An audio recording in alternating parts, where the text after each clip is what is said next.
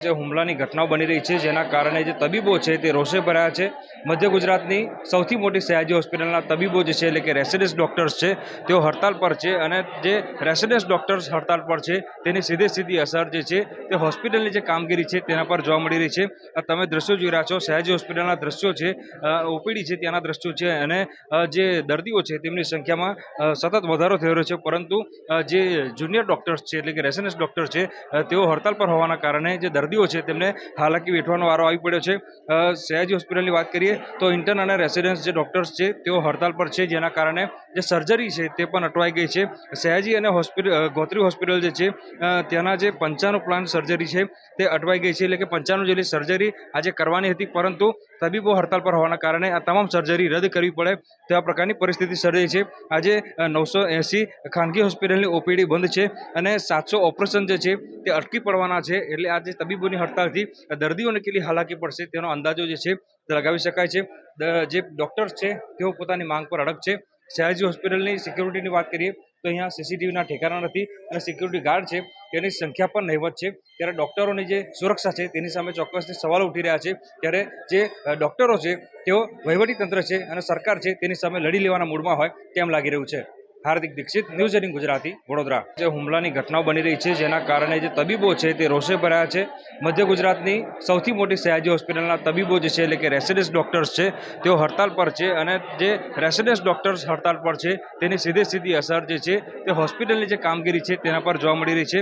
તમે દ્રશ્યો જોઈ રહ્યા છો, સયાજી હોસ્પિટલના દ્રશ્યો છે, ઓપીડી છે ત્યાંના દ્રશ્યો છે અને જે દર્દીઓ છે તેમની સંખ્યામાં સતત વધારો થઈ રહ્યો છે, પરંતુ જે જુનિયર ડોક્ટર્સ છે એટલે કે રેસિડેન્સ ડોક્ટર છે તેઓ હડતાલ પર હોવાના કારણે જે દર્દીઓ છે તેમને હાલાકી વેઠવાનો વારો આવી પડ્યો છે।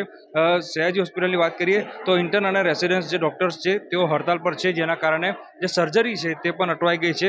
સયાજી અને ગોત્રી હોસ્પિટલ જે છે ત્યાંના જે 95 પ્લાન સર્જરી છે તે અટવાઈ ગઈ છે, એટલે કે 95 જેટલી સર્જરી આજે કરવાની હતી, પરંતુ તબીબો હડતાલ પર હોવાના કારણે આ તમામ સર્જરી રદ કરવી પડે તેવા પ્રકારની પરિસ્થિતિ સર્જાઈ છે। આજે 980 ખાનગી હોસ્પિટલની ઓપીડી બંધ છે અને 700 ઓપરેશન જે છે તે અટકી પડવાના છે, એટલે આજે તબીબોની હડતાલથી દર્દીઓને કેટલી હાલાકી પડશે તેનો અંદાજો જે છે તે લગાવી શકાય છે। જે ડોક્ટર્સ છે તેઓ પોતાની માંગ પર અડગ છે। સયાજી હોસ્પિટલની સિક્યુરિટીની વાત કરીએ તો અહીંયા સીસીટીવીના ઠેકાણા નથી અને સિક્યુરિટી ગાર્ડ છે તેની સંખ્યા પણ નહીવત છે, ત્યારે ડોક્ટરોની જે સુરક્ષા છે તેની સામે ચોક્કસથી સવાલો ઉઠી રહ્યા છે।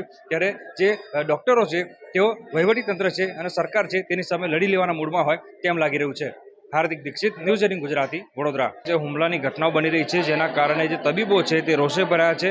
મધ્ય ગુજરાતની સૌથી મોટી સયાજી હોસ્પિટલના તબીબો જે છે એટલે કે રેસિડેન્સ ડોક્ટર્સ છે તેઓ હડતાલ પર છે અને જે રેસિડેન્સ ડોક્ટર્સ હડતાલ પર છે તેની સીધી અસર જે છે તે હોસ્પિટલની જે કામગીરી છે તેના પર જોવા મળી રહી છે।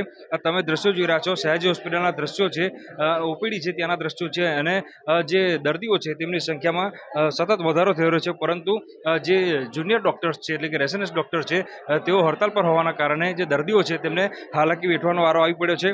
સયાજી હોસ્પિટલની વાત કરીએ તો ઇન્ટર્ન અને રેસિડેન્સ જે ડોક્ટર્સ છે તેઓ હડતાલ પર છે, જેના કારણે જે સર્જરી છે તે પણ અટવાઈ ગઈ છે।